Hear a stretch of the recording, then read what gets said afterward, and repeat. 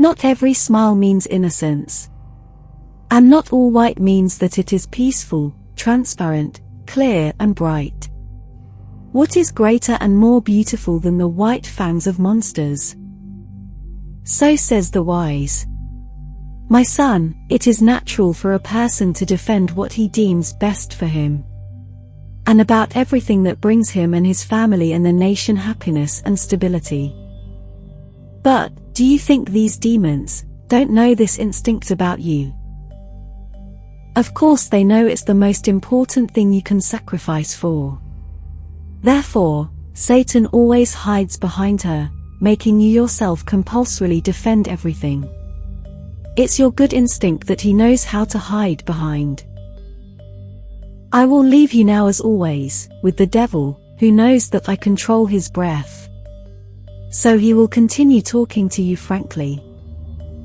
He will tell you how to make your security and the safety of your family and people, as well as your right to your private property, a secret hideout for them. Listen, boy. In order to shorten the time of my suffocation while I talk to you and reveal these secrets, I will tell you directly what is the fifth rule that we care about all over the world. Like the rest of our previous rules, we care that the concept of the country's national security is above everyone.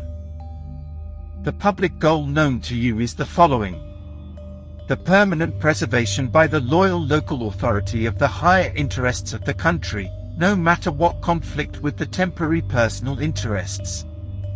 These supreme national interests are those that pertain to the idea of the nation's survival and cohesion in all aspects. And now you will know how this concept is managed from the top and with our knowledge and our supreme care. In fact, the idea or term of national security is an old idea known to good devotees. Likewise we, the Supreme Masters, know it too. But we are the only ones who excel in recycling them in a way that serves our interests, and we are only in the smartest and most impressive way. As the preservation of this principle is rooted in the minds of the subjects, formerly mold and programmers, it gives us the permanent and continuous opportunity to delude each individual separately if the need arises, that we are overriding him in the interest of some supreme national interest that he cannot understand or realize, as it is characterized by the privacy of an intelligent secret or a long-term view of the country's long-term higher strategy. Thus, we can do whatever we want under this golden cover of our demonic actions. How beautiful it is for people to be convinced that their sultans always have secret information related to national security, and they act on it, no matter how strange and disturbing it seems to the public. Whatever the harm is at the level of the individual. Obvious. Without knowing or understanding that their individual interests combined are the same that represent true national security in its grand form, and that their individual interest is the first building block for building the grand structure of national security. In order to avoid them discovering the game, we always had to do our demonic actions in successive parts and not at once. And every time we do something demonic, there is a large group that is still not affected and waiting for the desired good result from this or that action. We always convince them that the results themselves may be far-reaching or even very secretive in such a way that there is almost agreement and broad popular support for this arbitrary measure in fact. Thus, the circle revolves around everyone gently and intelligently, without anyone feeling the truth of the matter. With the passage of time, human animals forget the sequence of events, their order, and their relationship to each other, or until the human animal grows old or dies. The one who witnessed several successive events that may qualify him for some little understanding and ends his order, and only the gullible and idiots of their young sons are left for us. Those who were educated and learned that national security is above all. And so our game goes on forever.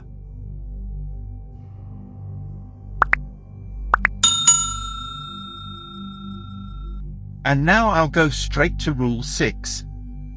Why do we care to make you always feel that you have private property and protected by law? Of course you are very happy with the well-known and proclaimed meanings of this right. But what does this mean for us? Anyway, here's the public side that you know, and then the secret side that belongs to us and you still don't know. First, the public side. The goal is very clear and commendable. Whereas this principle always preserves the private property of individuals and their ability to accumulate wealth and property in proportion to their private efforts, and to preserve their legal and legislative right to own what they labored to collect or inherit from their parents.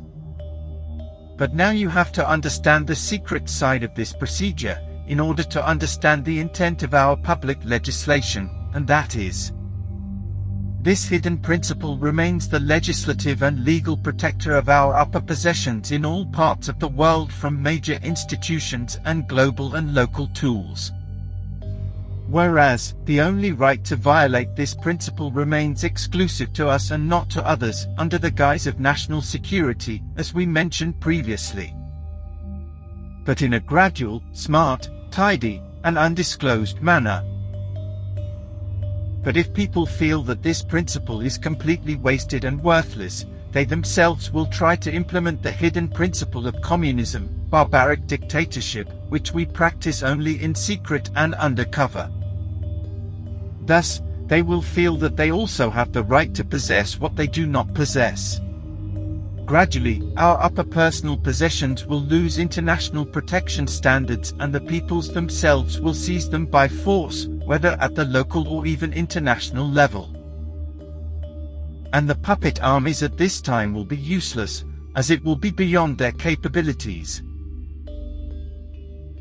In addition, most of the officers and soldiers in those armies are only members of those human peoples that we use to serve us. And as soon as she feels that she is the owner, she will also drool, and she will join her race of other human animals that represent the common people. Listen, boy. I have now finished with you 6 great secrets out of those we have. I only have 2 supreme secrets left. Let's continue them next time. And now go to your wise man, and leave me to my misfortune alone. Yes, my son, you must leave him now like every time, and he will complete the rest of the secrets to you next time. And then I will have another talk with you, but make it a surprise in the next meeting. You will receive an invitation from me. As usual, accept it and come to continue the conversation.